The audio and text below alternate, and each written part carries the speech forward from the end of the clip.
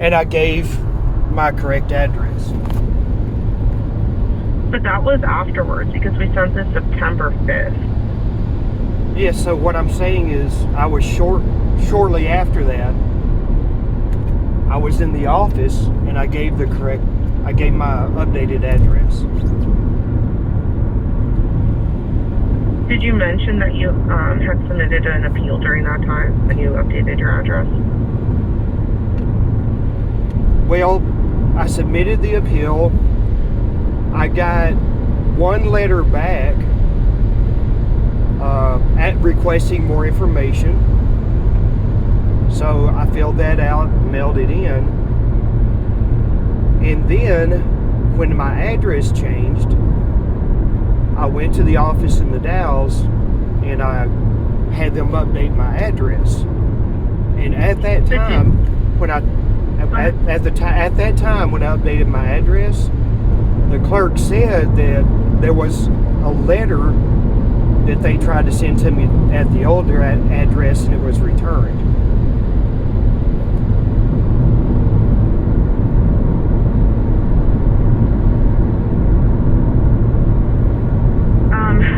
But did you mention that you had an appeal pending or that you had submitted an appeal when you came in?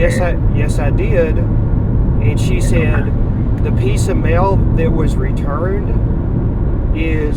was a form that was requesting more information that we needed so we could continue processing your appeal.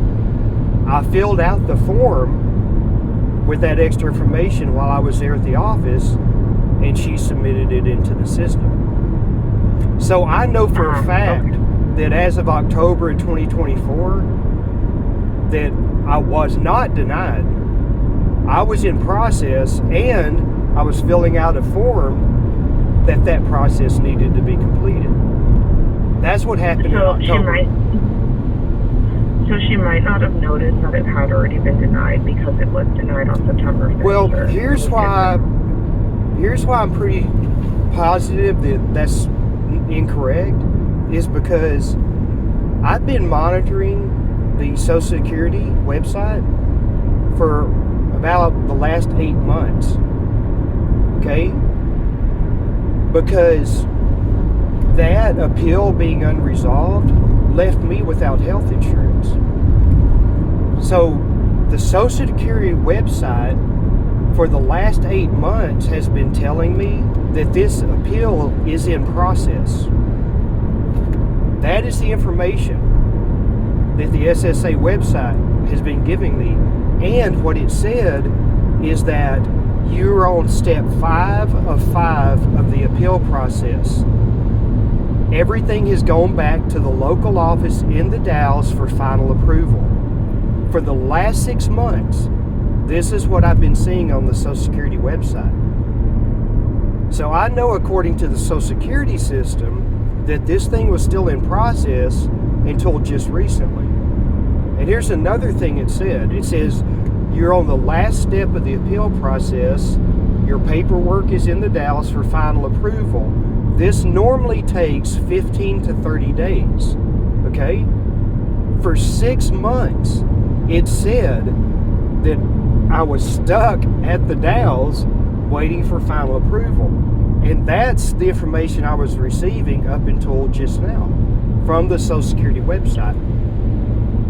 So that's why I don't think you have the correct information. If you're telling me... No, ma'am, I need you to listen to me just one more moment. If what you're telling me is true, then how is it possible that the Social Security website could be giving me this contradictory information up until the current time? So it does line up that 6 months, right? Because that would match with September 5th. It was sent back to the office, not for final approval, but for final processing because DDS denied it at that point. So when was it denied? September 5th of 2024. That was never communicated to me. And I apologize for that, sir. Whoa. Literally hey, we're now on the list. You can't just apologize. I'm without health care now, and that represents $90,000 worth of back pay. I'm homeless. Okay, this is not something you just apologize away. No, I'm not trying, sir. I'm genuinely apologizing. Oh, well, thank you. I'm not saying that's okay, the only I'm thing sorry. I'm going to do. I'm sorry. I'm genuinely apologizing that way. Please understand the seriousness of my situation. I'm a disabled. I'm a disabled American citizen. I'm homeless. I'm indigent, and this means I don't get health. I've been without health care for the past year, waiting for this to process. So this is serious. No, I understand that, sir. So what we can do at this point, because we are in a bit of a pickle, and of course this isn't your fault, but we are past the 60 days where you can request a hearing. What that means, it doesn't mean you can't request a hearing. You just have to establish good late filing. So what I'm going to do is I'm going to send you the appropriate forms that you need to submit a request for a hearing. Essentially, that means that someone else is going to review your reconsideration. It'll then move up to a hearing level. But, and again, not your fault, but we are past those 60 days. So on top of that, we also have to establish good cause for late filing. Essentially explaining why didn't you contact us and submit this within those 60 days. You're going to explain exactly what you told me.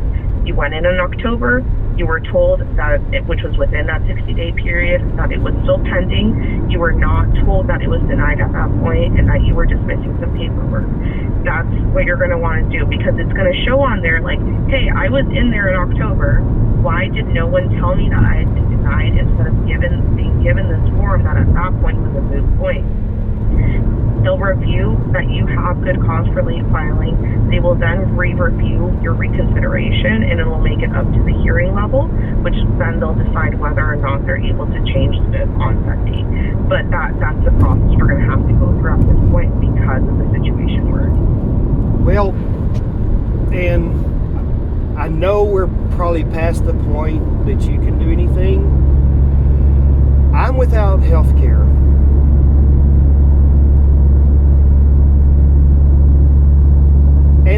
And I'm recording this call just for quality assurance.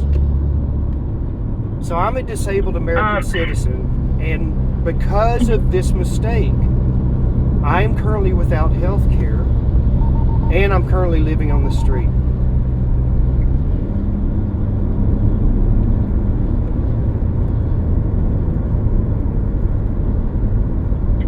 So, to be totally transparent, sir, I actually, with it being a recorded call, we can't accept recorded calls. I will still send you those forms, sir. Have you already contacted Department of Human Services to see if you qualify for Medicaid? Well, I think you realize that my next step is to contact an attorney. That's totally fine, sir. Well, and you are set to have your Medicare. Yeah, and here's the thing. Sir, hold on, let me finish. Since I'm disabled, I will be provided an attorney. That's one of the things I get, and that's one of the Americans with Disability things that I get. So I know for a fact, even though I don't have any money to pay for it, I will be provided with an attorney, and I will go through this process. Fine, sir, so you have Medicare starting April of 2025. And I have an emergency. I just wanted to let you. Ma'am, I have an immediate emergency, and I need medical help. Okay, so I will send you those documents so you can. Ma'am, I have an immediate emergency. I need medical help. I understand that, sir, but I can't do anything at this level. You have nothing to offer me. You have nothing to offer me. Other than referring you to Department of Human Services to qualify for Medicaid, no, sir. And this department is now liable for whatever damages happen or have happened. That's legally what happens in these situations. I have one last question, and then I'll let you go. What was the reason why I was denied? It was for lack of furnishing evidence, sir. A lack of providing evidence. So it was that request that we sent you for additional information that was not returned timely. And even though I was in within a month, you gave me no leeway. You didn't even try to follow up in any way. And I was in there a month later, and you're telling me this is my fault? My No, sir, God! At no point have I said this is your fault. But what if this? What if this happened to you? What if this happened to you? I understand that, sir. That's why I'm trying to help you. I have a medical emergency. I gotta go. I've got to get help. Goodbye.